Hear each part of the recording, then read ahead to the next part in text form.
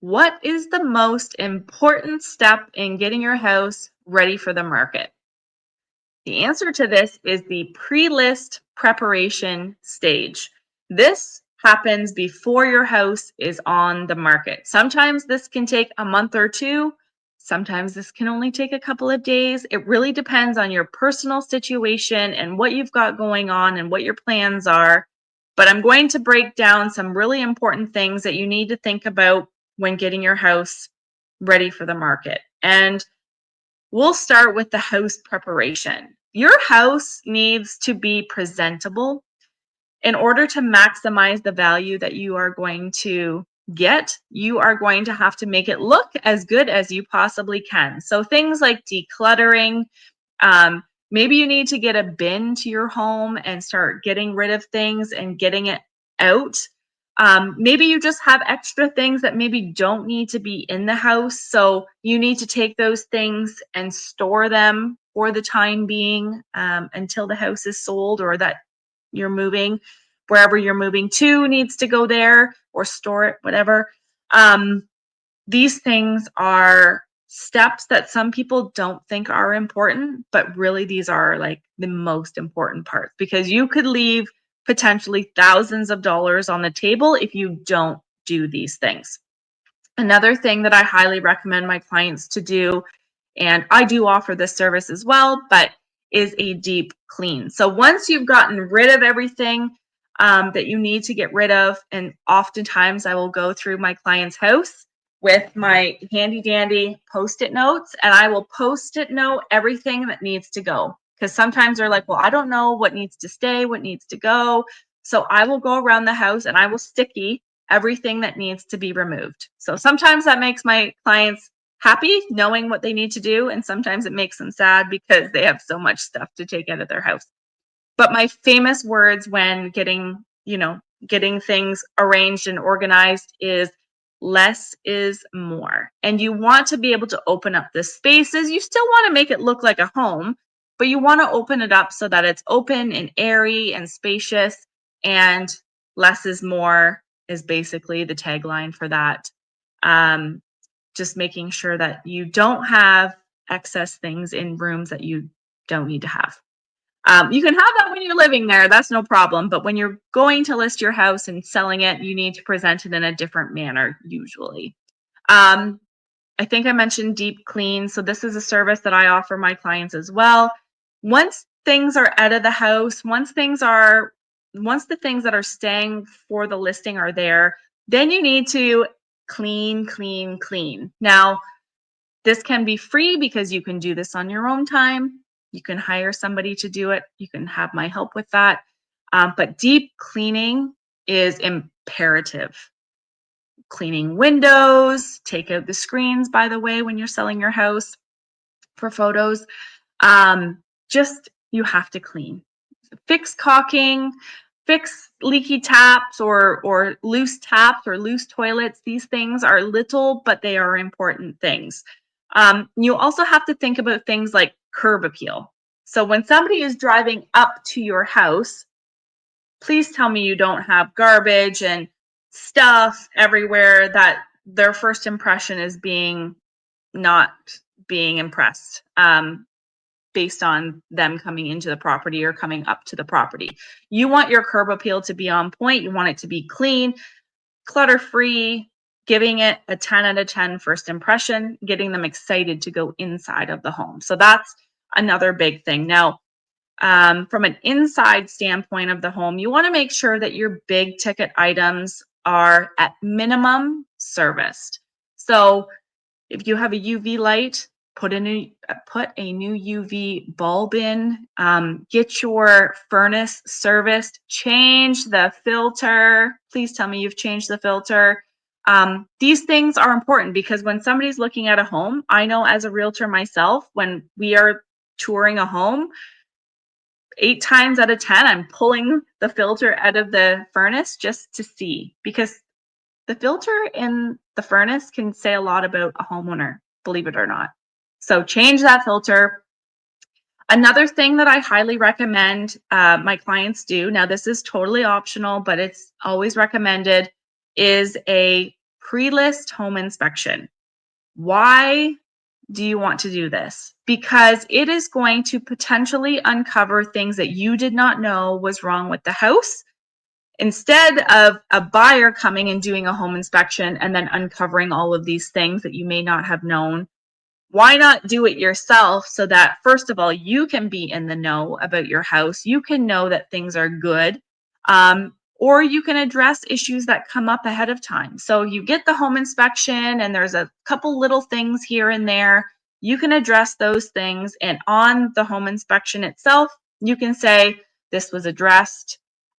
Here's the invoice for this. We had this fixed, so on and so forth. This builds trust. This is a transparency element.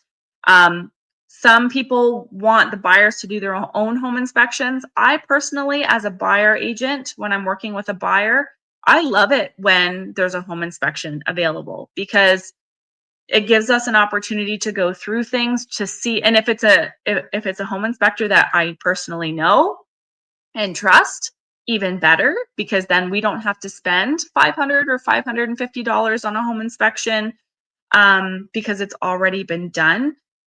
It just allows the buyer to feel a little bit better knowing that we wanted to make sure that the house was in good order and that to uncover anything that could be an issue so that we could address those things. Or maybe you're doing a home inspection and you just want to know what the issues are so that we can price the home accordingly. Just because you get a home inspection done does not mean that the issues that arise, you have to fix. You don't. You have the choice of doing whatever you want. But sometimes if there's a big ticket issue, say it's a $5,000 issue, we can go to the buyers and be transparent and say, this is an issue.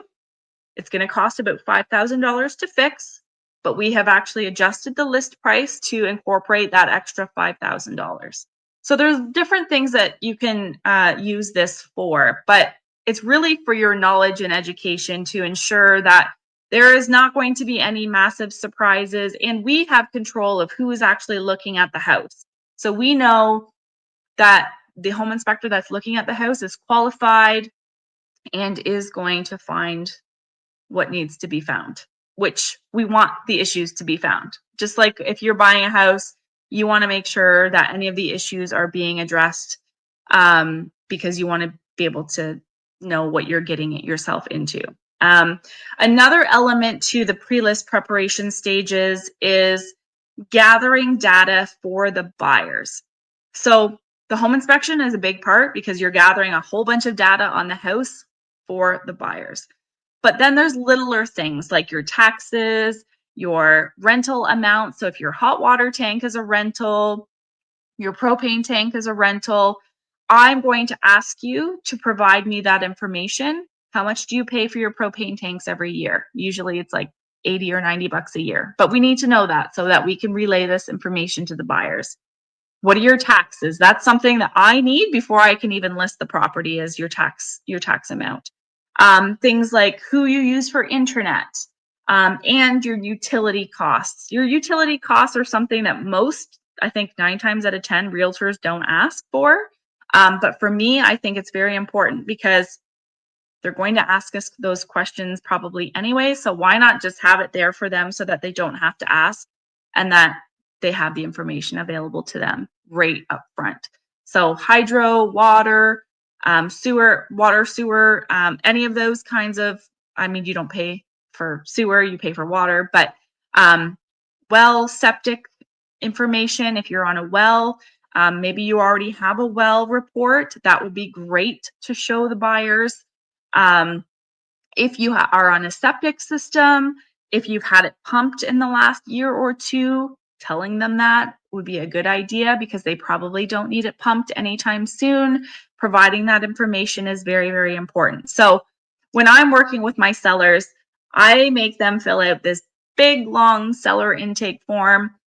It takes them about 10 to 20 minutes to fill it out. It's a little bit painful, but it's important information, and I won't have to ask for it again. I only have to ask one time, and then the pain is over, and we can move on with getting the home listed.